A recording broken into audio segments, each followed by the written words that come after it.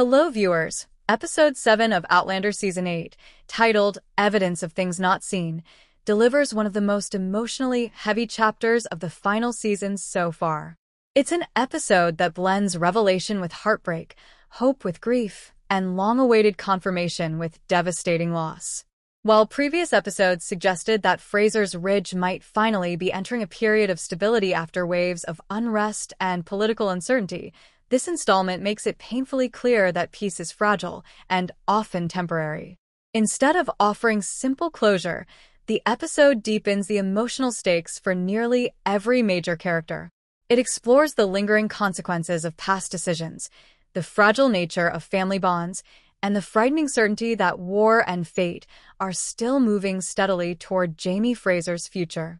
At its core, this chapter reminds viewers that even when truth finally comes to light, it often arrives at a cost.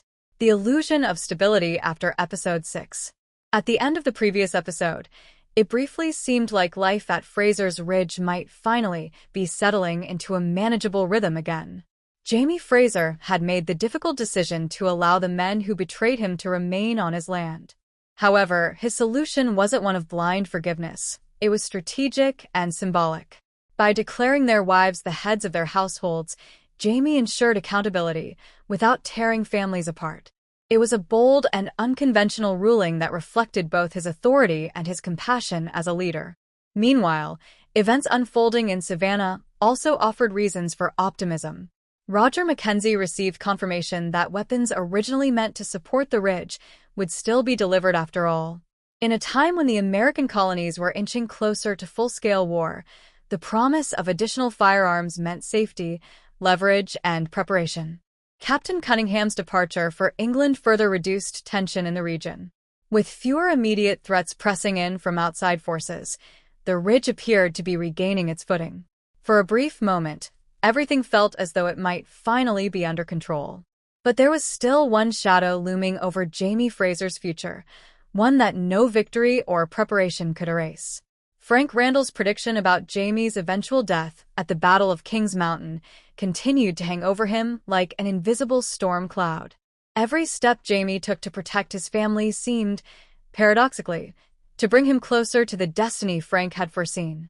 Whether Jamie acknowledged it openly or not, that prophecy followed him everywhere. Frank's warning had become less like a memory and more like a silent companion, a ghostly reminder that time itself might already be working against him. William's growing confusion about his family. Away from Fraser's Ridge, William Ransom was dealing with emotional upheaval of his own. Over the past 2 seasons, William's sense of identity has been repeatedly shaken. Each revelation about his family history has forced him to reconsider what he thought he knew about himself, his heritage, and the people closest to him. The most recent shock involved his cousin, Benjamin Gray. William had believed Ben was dead. Learning that Ben had actually staged his own death and joined the Continental Army left William feeling betrayed and unsettled. Worse still, he discovered that Amaranthus had encouraged the deception in order to preserve Ben's honor. This revelation only added to William's growing realization that truth within his family seemed constantly hidden behind layers of secrecy. And unfortunately, he was about to learn even more than he was prepared to handle. A threat against Fergus and Marzali turns real. Back in Savannah, Fergus and Marzali Fraser were continuing their dangerous work, supporting the rebel cause through their printing press. Operating a print shop during the American Revolution was no small risk. Printed words had power, especially in times of political unrest. Supporting one side openly meant placing a target squarely on your back. Over time, Fergus and Marzali had received multiple threatening messages warning them to stop their activities. However, they had always refused to be intimidated. They believed in what they were doing and remained committed to helping the cause however they could. So, when yet another warning arrived, this time referencing fire, they dismissed it as another empty threat. They had no idea how wrong they were. The night the print shop burned. In the middle of the night, their lives changed forever. Flames suddenly consumed the print shop and the living quarters above it. The fire spread quickly, turning their home into a deadly trap within moments. Marzali acted immediately. Her first instinct was to protect her daughters, and she rushed them out of the burning building before the fire could cut off their escape. Meanwhile, Fergus realized that their sons were still inside. The boys had gone up to the roof earlier to look at the stars, a harmless childhood moment that suddenly became life-threatening. Without hesitation, Fergus climbed upward through smoke and flames to reach them. By the time he reached the rooftop, the staircase behind him had already become engulfed. There was no safe way back down. Thinking quickly, Fergus used a rope to lower Germain and Henri Christian to safety below. For a moment, it seemed as though everyone might escape. Then tragedy struck. Before Fergus could follow them down, the roof collapsed beneath him. He fell directly into the fire. Fergus Fraser's death changes everything. Fergus Fraser's death is one of the most shocking and heartbreaking moments of the entire season. For longtime viewers, Fergus was never just a supporting character.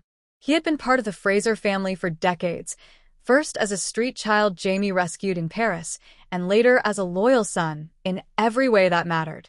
He had grown into a brave man, a devoted husband, and a loving father.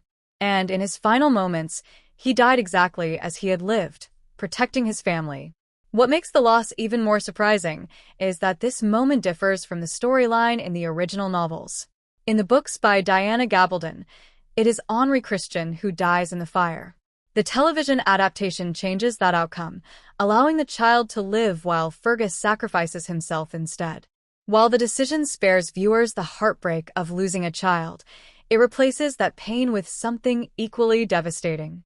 Grief travels back to Fraser's Ridge. After the fire, Brianna and Roger returned to Fraser's Ridge alongside Marzali. They carried terrible news with them. The Ridge had already endured its share of hardship, but losing Fergus felt like losing one of its foundations. His death affected not only his immediate family, but the entire community that had grown around Jamie and Claire. For Jamie especially, Fergus had never been simply a friend. He had been a son. And losing him reopened wounds Jamie had spent years trying to heal. A breakthrough in the mystery of faith. While tragedy unfolded in Savannah, something remarkable was happening back at Fraser's Ridge. Jamie and Claire had continued searching for answers about their daughter Faith. For years, they believed Faith had died shortly after birth in Paris. But recent discoveries had begun suggesting otherwise. A small but important clue emerged through Fanny. She mentioned losing a piece of lace that had been very precious to her, something her grandmother had made. This detail immediately caught Claire's attention. When Claire asked more questions, Fanny explained that the woman who raised her mother had been a lace maker in Paris. That information triggered a memory for Jamie.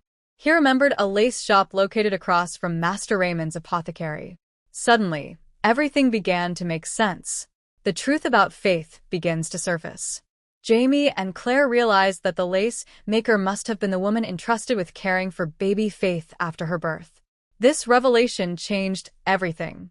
At the end of the episode, viewers finally receive confirmation through a flashback scene. Master Raymond is shown bringing baby Faith to the lace maker and teaching her the song Claire once sang to her daughter. I do like to be beside the seaside. The moment is quiet but powerful. It confirms what Jamie and Claire had only begun to suspect. Faith had survived, and Fanny's mother was their daughter. Jane Pocock's letter confirms the truth. Additional confirmation arrived through a letter connected to Jane Pocock's story. Ian had tracked down the man who interviewed Jane before her death and arranged for the full account to be delivered to Fraser's Ridge. The letter revealed something extraordinary. The Pocock family had traveled to America specifically to find the Lady Brock Twark, the name Master Raymond had given as Faith's biological mother. That title belonged to Claire. With that evidence in hand, Jamie and Claire finally had certainty. Faith had lived, and Fanny was their granddaughter. Telling Fanny the truth. For Jamie and Claire, the next step was unavoidable. They had to tell Fanny the truth. Until now, they had hesitated because they lacked proof. Without evidence, revealing such a life-changing secret would have been unfair and confusing. But Jane's letter changed everything. So they sat down with Fanny and allowed her to read the story for herself. They explained as much as they could, carefully avoiding the impossible details of time travel. while still telling her the truth about who they were. At first, Fanny struggled to process what she had learned.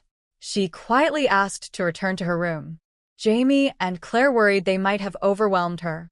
But later, she returned with a different response. Instead of rejection, she expressed fear. Learning that she finally had family again only made her more afraid of losing them. Given everything she had already endured, her reaction made perfect sense. William's anger toward Lord John. Meanwhile, William's emotional struggles continued. Still trying to process the truth about Benjamin Gray's survival, he confronted Amaranthus directly. He wanted confirmation that she had encouraged Ben's decision to fake his death. The confrontation left him shaken. But what happened next affected him even more deeply. William unexpectedly witnessed Lord John Grey sharing an intimate kiss with Percy Beauchamp. The moment shattered his expectations. In shock and anger, William reacted harshly. He accused Lord John of being immoral and even suggested there might have been something inappropriate between Lord John and Jamie during their imprisonment together. The accusation deeply wounded Lord John. For a moment, he remained calm. Then he lost his patience. He reminded William of everything he had done for him and expressed his frustration with William's ingratitude. The confrontation exposed how much growing up William still had to do. Though his reaction was painful to watch, it reflected how overwhelmed he felt by everything changing around him. Loss becomes the episode's central theme. More than anything else, this episode is about loss. Fergus's death represents the most obvious example, but it's far from the only one. Jamie and Claire continue mourning the years they never had with Faith.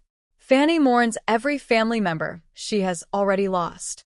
William mourns the version of his family he once believed existed. Even Lord John mourns the emotional distance growing between himself and the son he raised.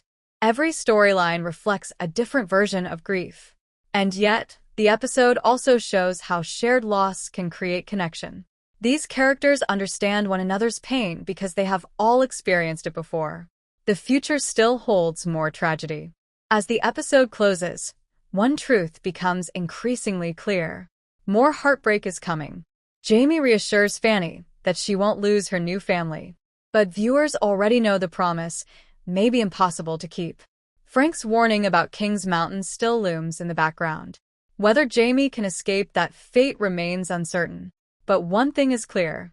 As Outlander Season 8 moves closer to its conclusion, the story is heading toward darker territory, and the Frasers may not emerge unchanged. Thank you for watching our recap. Stay tuned for more on our channel at Bullseye's Movies.